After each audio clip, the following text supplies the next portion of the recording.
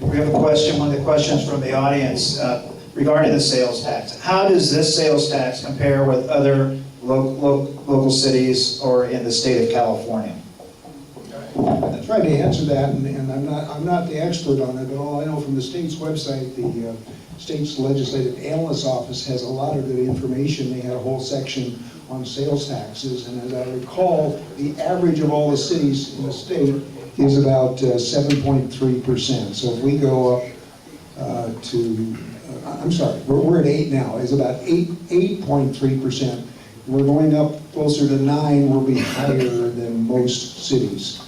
And so there seems to be a big disconnect here between the city saying that they haven't recovered from the Great Recession, that's what they say in their official ballot argument, meaning they don't have the revenues and their actual revenue inflows, both the rate of them and the size of them. The city's revenues are at an all-time high, and they're going higher. I mean, if I could get 4 or 5%, I mean, any of my money in the bank, man, I would go down if the city would give me that kind of return.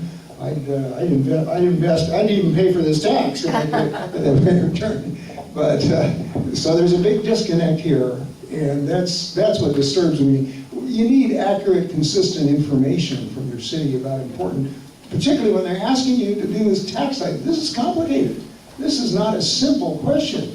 And you need accurate, consistent information so you can trust that when you're voting for a 20-year tax that's going to affect everybody in the city, that you're doing the right thing. In this case, I say, don't do it. Vote no. It's on the ballot. You have to vote no. If you want any other kind of alternative, even if you don't want any more taxes ever, Thank you, Mr. Buster. Vote no on November 8th. Thank you.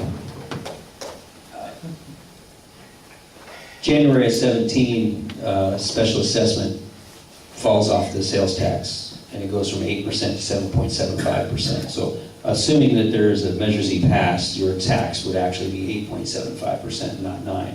But I think one of the other questions that maybe should be asked, that we're not prepared to answer, but when you're doing this, is not only how do we compare, how does this sales tax increase compare to cities around us? I think you want to go one step further and say, not only how does it compare around us, what are those cities doing with their sales tax money to ensure that it's going to the places that it is supposed to be going.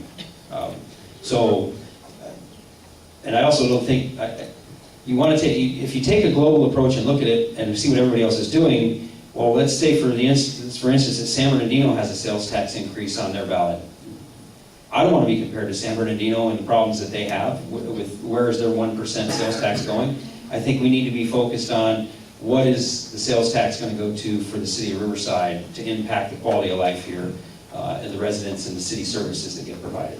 So it's a good question. How does it affect us around us? But I think you got to go one step further and go, what are those other cities doing with it if they are in fact doing it?